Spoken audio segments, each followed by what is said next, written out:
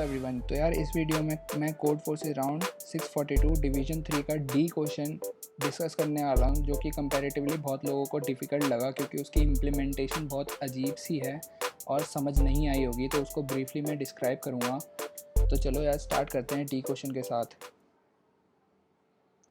तो यार इस क्वेश्चन में तुम्हें गिवन है कि तुम्हारे को एक एन दे देगा जो बेसिकली एक एरे का साइज़ होगा और इनिशियली तुम्हारे एरे में सारे एलिमेंट ज़ीरो होंगे।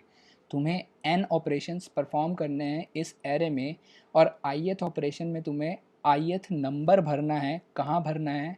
वो तुम्हें भरना है जो तुम्हारी मैक्सिमम सब एरे आएगी जिसमें सारे एलिमेंट ज़ीरो होंगे, उसके मिडल प्लेस पे तुम्हें वो आई भरना है आईएथ ऑपरेशन में। इसका मतलब क्या हुआ कि मान लो कि तुम्हारा स्टार्टिंग में सारे इनिशियली ज़ीरो हैं। जैसे तुम यहाँ पे देख रहे हो कि ये वाला अगर मैं एरे लूँ तो ए मेरा स्टार्टिंग में सारा ज़ीरो है। तो अगर तुम सबसे बड़ा सब एरे देखना चाहते हो, सब एरे का मतलब क्या हो यार, कॉन्टीन्यूस होने चाहिए सारे एलिमेंट और सारे ही ज़ीरो हों।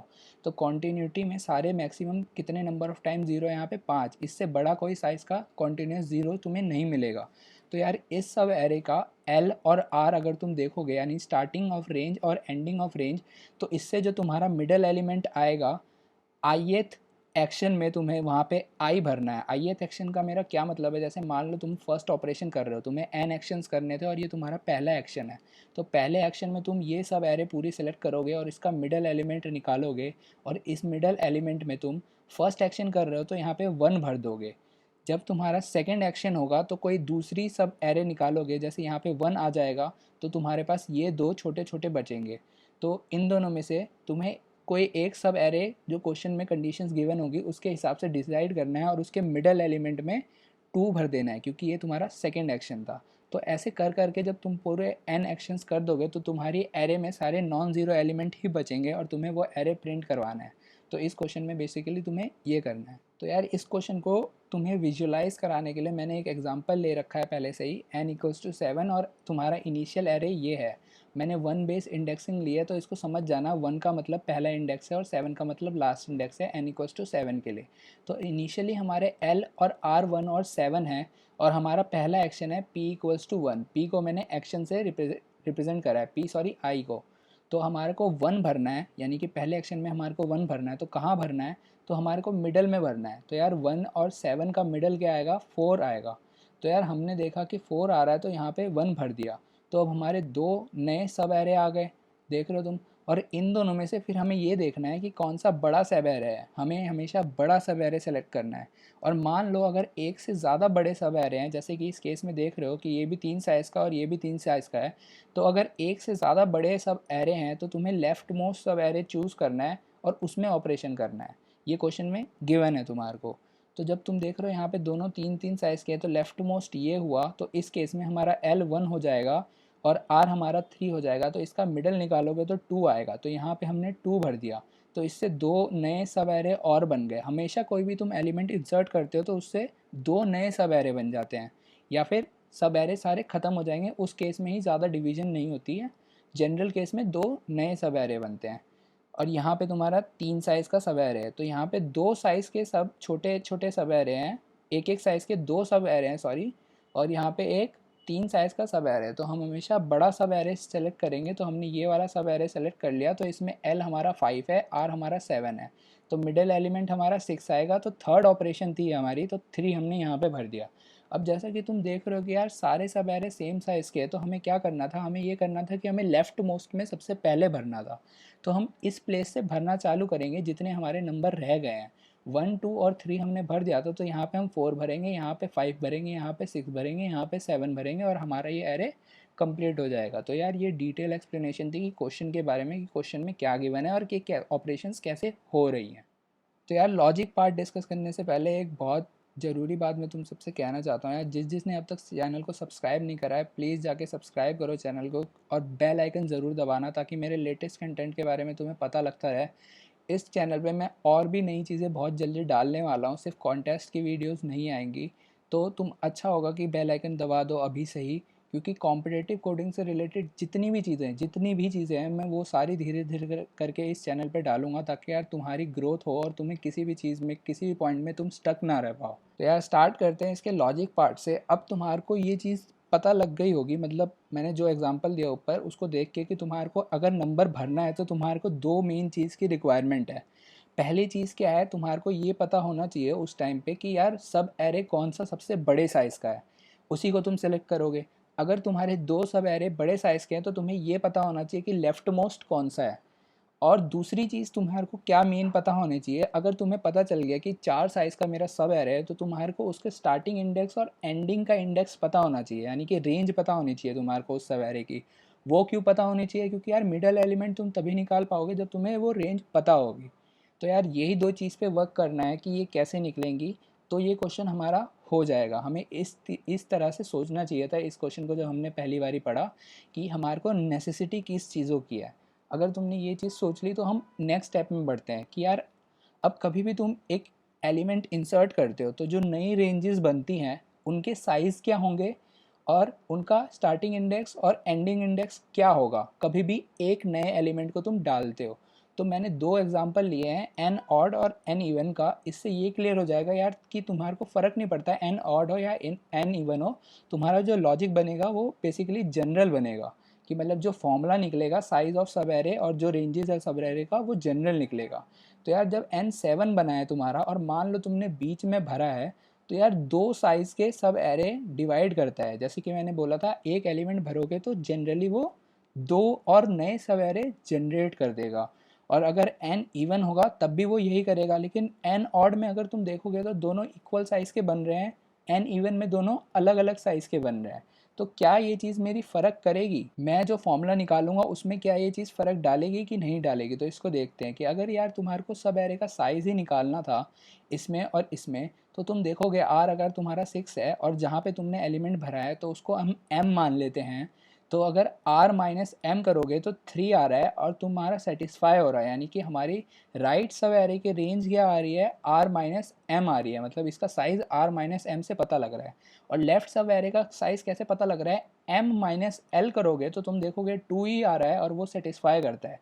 और तुमने जब ध्यान से दोनों में ये चीज़ ऑब्जर्व करी, दोनों में हमने क्यों करी यार, क्योंकि हम स्टार्टिंग में कुछ भी एज्यूम लेके नहीं चलते कि दोनों केसेस में सेम होगी। अगर हमारे को एन इवन और एन ऑड में कुछ भी फ़र्क लग रहा है, जैसे कि तुम्हें यहाँ दिख रहा है एक में बड़ा बन रहा है एक में छोटा बड़ा बन रहा है, तो हम दोनों केस ले लेते हैं ताकि कन्फर्मेशन हो जाए, ताकि कोई एक एज केस ना निकल जाए बाद में जिससे हमारा क्वेश्चन रॉन्ग आंसर दे दे। इसलिए हम दोनों केस कंफर्म कर ले तो बेटर रहेगा।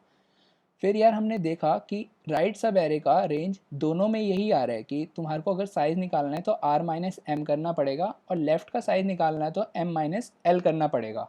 तो अब यार हमने साइज़ निकाल लिया, अब देखते हैं कि इनका रेंज कैसे निकालना है हमें। तो यार साइज़ निकालने के बाद हमें देखना है कि हम इसकी रेंज कैसे कैलकुलेट करेंगे। तो यार वो बहुत आसान होगा कि मान लो तुम्हारे इनिशियली पूरा ये सब एरे खाली था और तुमने एक नया एलिमेंट डाला है mth पोजीशन पे, तो ये जो दो सब एरे बनाएगा उसकी रेंज क्या होगी, उसकी बेसिकली रेंज वही होगी जो स्टार्टिंग वाले सब एरे का जो एल था वहाँ से लेके एम माइनस वनथ पोजिशन, ये तुम्हारी नई रेंज हुई लेफ़्ट सब एरे की। यानी कि एल से लेके एम माइनस वन पोजिशन तक लेफ्ट सब एरे की रेंज हो जाएगी तुम्हारी, और एम प्लस वन से लेके आर पोजिशन तक राइट सब एरे की रेंज हो जाएगी।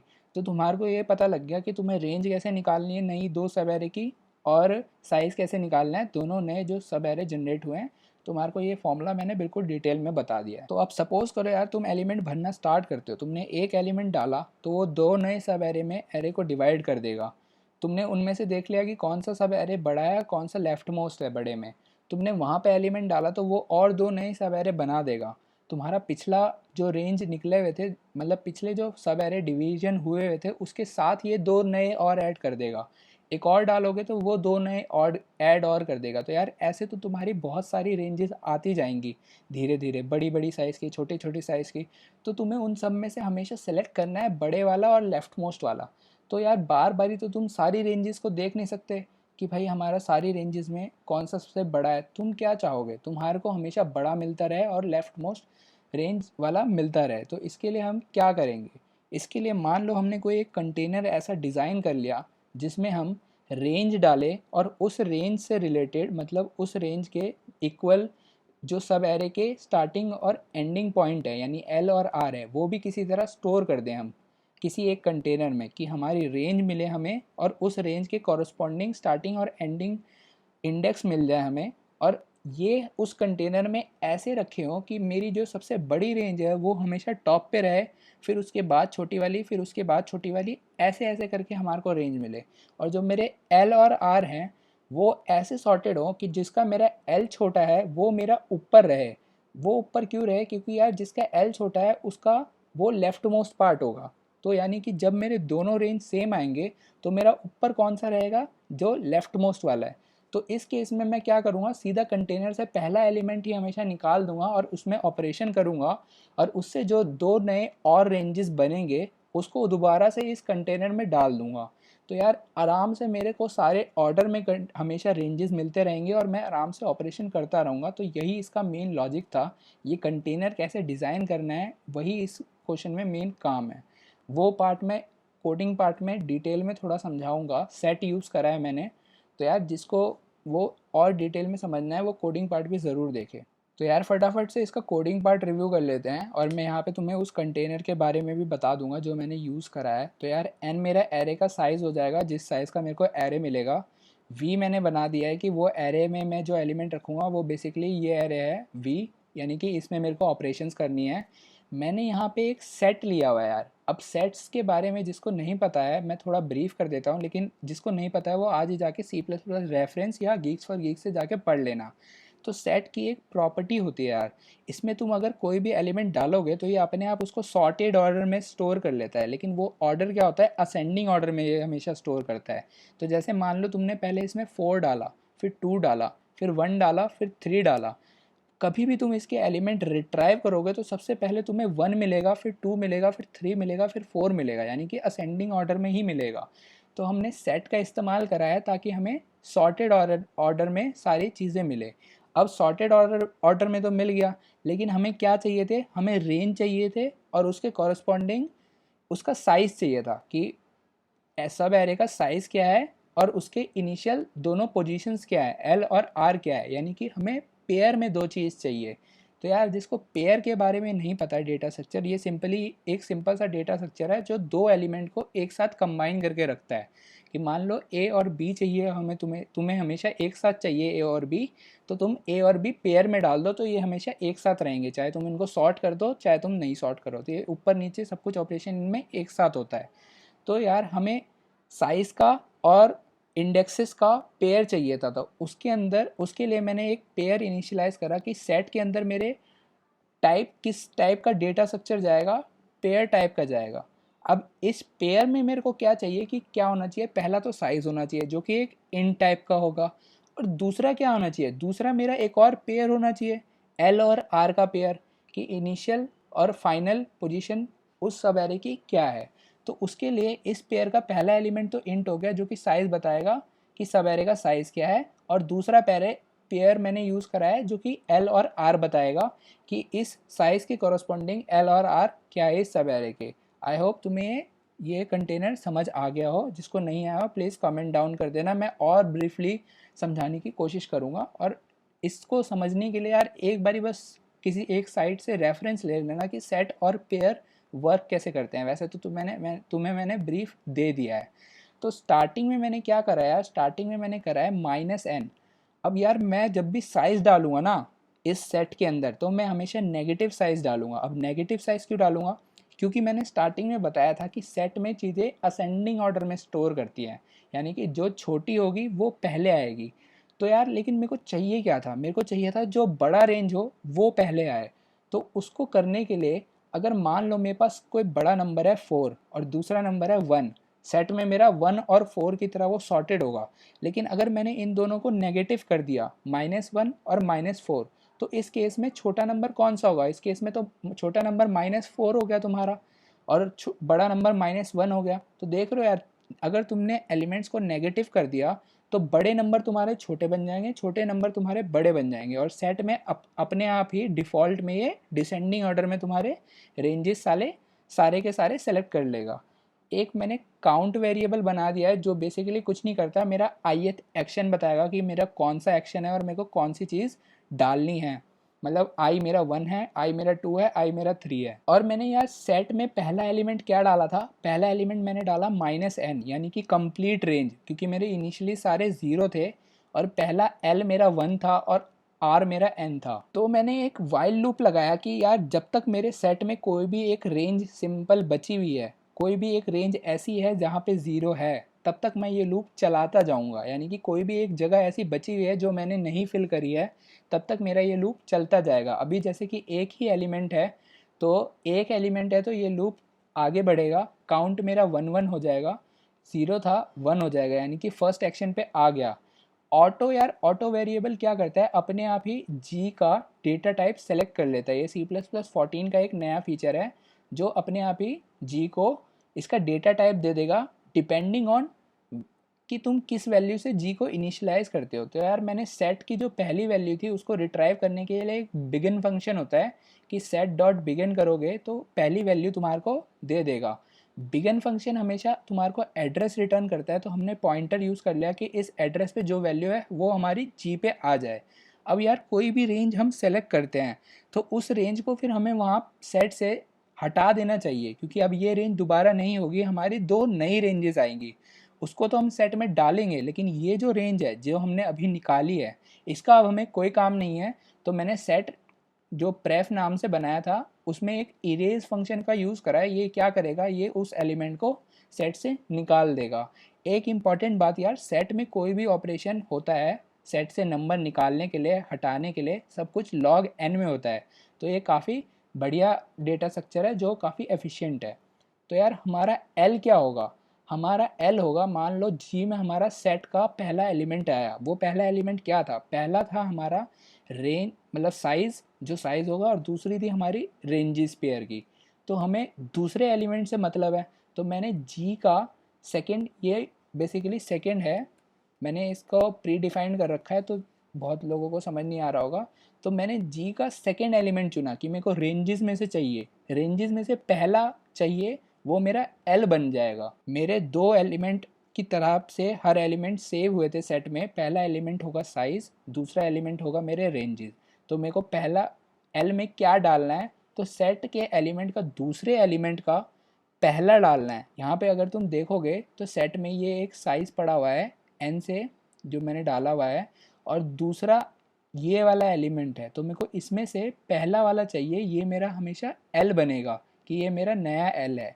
और आर के लिए मेरे को दूसरे एलिमेंट का दूसरा एलिमेंट चाहिए, यानी कि ये एन चाहिए, वो मेरा आर बनेगा। तो एल और आर नए मेरे को मिल गए कि ये एल और आर हैं। मैंने ये देख लिया कि एल और आर अगर ऑड हैं तो उसका मिड मेरा directly L plus R by two आ जाएगा। ये मिड मेरा बेसिकली वही एम है कि मेरा इस रेंज का मिडल पोजीशन क्या है, वहाँ पे मैंने काउंट वेरिएबल को डाल दिया। और यहाँ पे ये कंडीशन लगानी बहुत ज़रूरी है कि यार मान लो कि तुम्हारा कोई एक ही बॉक्स बचता है, कि जो तुम्हारे को एक ही सब एरे बचता है, वो भी साइज़ एक का ही बचता है। तो जब तुम ये निकालोगे, इसको तुम भर दोगे, तो तुम्हारे एल और आर इस केस में सिंगल सेम हो जाएंगे। तो अगर सेम हो जाएंगे तो इसका ये मतलब होगा कि अब कोई भी नए एलिमेंट तुम नहीं बना सकते, कोई भी नई रेंज तुम नहीं बना सकते। तो जब भी तुम्हारे एल और आर डिफरेंट है तभी तुम इसको दो रेंजेस में बांट सकते हो। एल और आर डिफरेंट नहीं है तो इसको दो रेंजेस में नहीं बांट सकते, यानी कि तब हमें रुक जाना है, वरना हमारा ये लूप इन्फिनाइट चलता रहेगा। तो यार दो रेंजेस क्या बनेंगे, जैसा कि मैंने बताया था, एक लेफ्ट रेंज बनेगा, एक राइट रेंज बनेगा, राइट रेंज बनेगा। तो लेफ्ट रेंज का साइज़ क्या होगा, लेफ्ट रेंज का साइज़ सिंपल मैंने बताया था, मिड माइनस एल होगा। और राइट रेंज का साइज़ क्या होगा, आर माइनस मिड होगा। लेफ्ट रेंज का इंडेसिस क्या होंगे, नए एल और आर, वो पहला होगा एल से लेके मिड माइनस वन तक, और राइट रेंज में मिड प्लस वन से लेके आर तक होगा। ये चीज़ मैंने लॉजिक पार्ट में क्लियर कर दी थी। अगर मान लो तुम्हारा एल और आर इवन आते, कि मतलब इवन नंबर ऑफ साइज़ है तुम्हारा जो गिवन रेंज दे रखी है उसका, तो L plus R minus one से मिडल एलिमेंट आता हमारा।